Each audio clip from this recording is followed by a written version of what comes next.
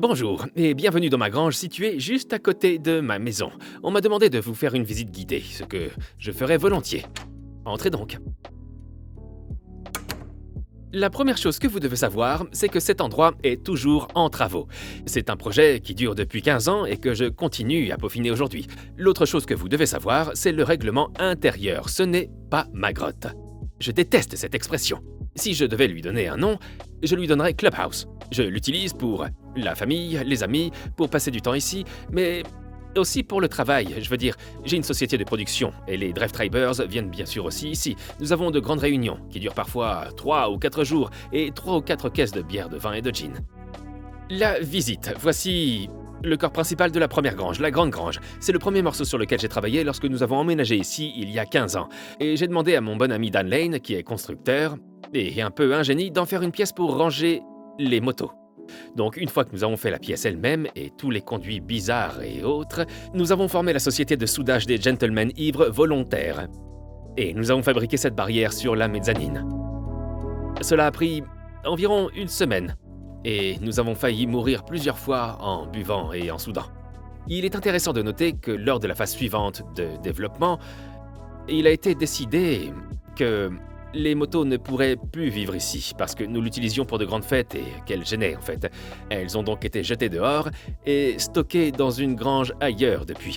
Mais bizarrement, je ne sais pas si vous l'avez remarqué, elles reviennent furtivement. De temps en temps, une autre arrive. C'est une invasion lente. Je veux dire, c'est une Supreme, une moto des années 1930 qui appartenait à un pilote de Spitfire. J'ai des lettres de lui à son camp de base, il avait l'habitude de faire des courses. Ça, c'est une Bro supérieure, magnifique, suivie d'une Indian Big Chief de 1947. Ah oui, c'est officiellement la moto du campus jamais construite. Je l'adore, elle a sa place à l'avant d'une fête foraine. Triumph Bonneville, Triumph Trophy, la base des motos britanniques légendaires, CBX 1000, 6 cylindres. Quand j'étais enfant, j'avais une photo de cette moto. C'est juste un mur de cylindres qui sort ici. La Suzuki Katana, qui était tellement à la pointe du progrès, c'est en fait une GS mais avec une jolie carrosserie. Mais c'est la 1000 SX, le modèle d'homologation. Voici la Kawasaki ZXR, une moto magnifique. Et là-bas, une BMW R52 de 1929. Je ne sais pas d'où elles viennent.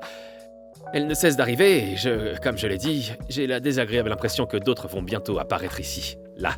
Mais au moins, pendant qu'elles sont ici, elles peuvent être soignées en restant au chaud et au sec. Ce n'est qu'une coïncidence. En parlant d'infestation, l'autre problème que j'ai... Vous remarquerez peut-être que de minuscules mouches bourdonnent autour de moi. C'est le cas. Elles proviennent toutes de cet arbre que j'ai récemment ajouté à la grange de mon pavillon. Et je ne sais pas pourquoi, il faut que je retourne à la jardinerie. Je l'ai acheté ce week-end et je vais lui demander de me donner quelque chose pour me débarrasser des mouches ou une scie, parce qu'il faut qu'elles disparaissent.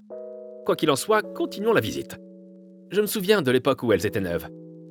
Je me rendais chez Mixtianos Kawasaki à Harrogate, mon ami et moi. Ça doit faire 35 ans. Oh, et le fait qu'il y avait ces tuyaux sur le réservoir pour les prises d'air, c'était tellement glamour, tellement excitant. Voici une autre chose que Dan et moi avons faite.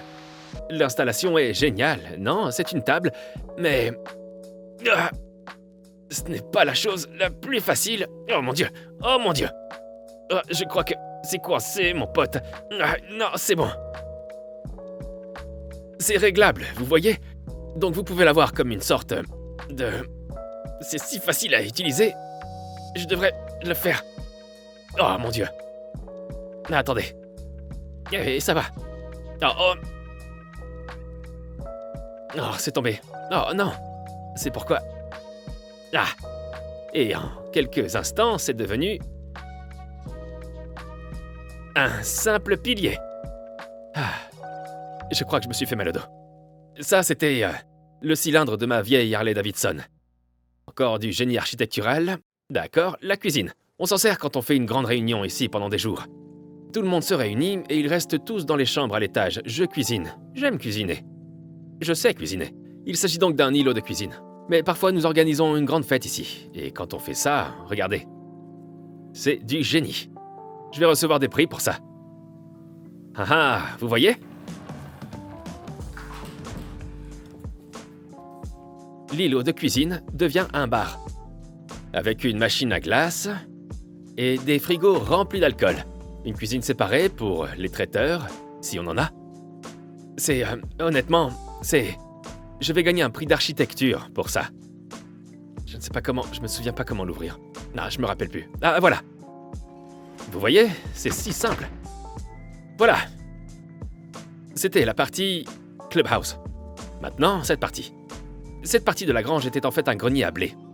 Il y a des millions d'années, ce qui est beaucoup plus joli qu'une simple grange, n'est-ce pas? Et l'intérêt, eh bien, c'est la partie de la salle que nous utilisons ici pour les réunions. Ici, nous nous asseyons, ici, nous assistons à des séances de brainstorming créatif, et bien sûr, tout près du bar, c'est là que naissent les idées.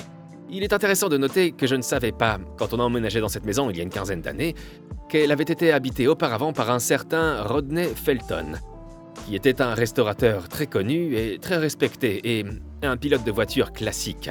Nous parlons ici d'Alfa Romeo 8C, qui se trouvait ici, de la Testarossa 250 d'origine, je veux dire des voitures très très sérieuses. Il y avait d'ailleurs une photo de 3 d'entre elles sur le gravier à l'extérieur de la maison, des voitures qui valent 10 fois la maison aujourd'hui.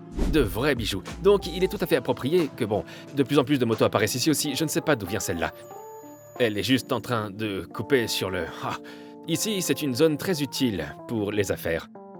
Après une dure journée de brainstorming et de réflexion, nous aimons nous asseoir ici, regarder un film et nous enivrer. C'est à cela que sert cette partie.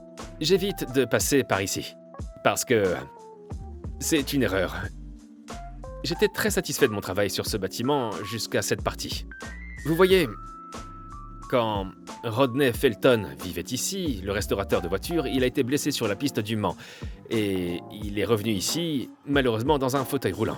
Ils ont donc installé une petite piscine avec une petite rampe pour qu'il puisse y accéder. Et c'était bien, mais elle devenait un peu vieille et cassée. Alors, quand nous avons construit ce bâtiment, j'ai pensé qu'au lieu d'une piscine, nous pourrions avoir un de ces spas de luxe. Il y a donc toutes ces bulles et on peut nager à contre-courant à l'autre bout. C'est génial. Mais personne ne l'utilise. Ni moi, ni ma femme, ni mes filles, personne n'y va. Et pendant tout ce temps, je me disais que si les motos continuaient à s'accumuler dans ce bâtiment, c'est ici qu'elles pourraient traîner. Et il y en a beaucoup. Mais le spa gâche la place. Et honnêtement, le seul moyen de le faire disparaître, c'est de le briser en morceaux. Regardez ça, il est sale et horrible parce que personne n'y va. Et ça a coûté une fortune. Il faudrait que je le casse et que je le fasse sortir par petits morceaux. Je ne sais pas si je suis assez courageux pour le faire. Peut-être pouvez-vous me conseiller. Si vous voulez commenter, dites-moi ce que je devrais faire. Dites-moi ce que je devrais faire de cet espace. Imaginez-le avec des motos classiques des années 80 et des années 90. Oh. Alors, il y a une salle de sport à côté, ce qui est assez déprimant car cela signifie qu'à chaque fois que je trouve la motivation nécessaire pour aller à la salle de sport, je dois passer devant mon idée stupide et mon échec. Là-bas, au fond de la pièce, il y a mes étagères, que je vais réserver à une vidéo séparée pour vous les montrer parce que ça vaut vraiment la peine. C'est juste fascinant. C'est superbe. Oh, ces escaliers ont été fabriqués pour moi par Adrian, qui est mon voisin, l'ingénieur d'à côté du Smoleskog. Je veux dire que je voulais quelque chose d'industriel et de robuste pour s'adapter à l'environnement de la grange. Il s'agit donc de grosses poutres d'acier, coupées et soudées ensemble. C'est lourd. Plusieurs millions de tonnes.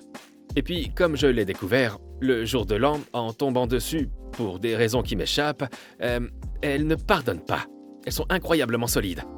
Elles font vraiment mal. Et puis, il y a ici, qui n'est pas tout à fait terminé. Ce sera comme une bibliothèque.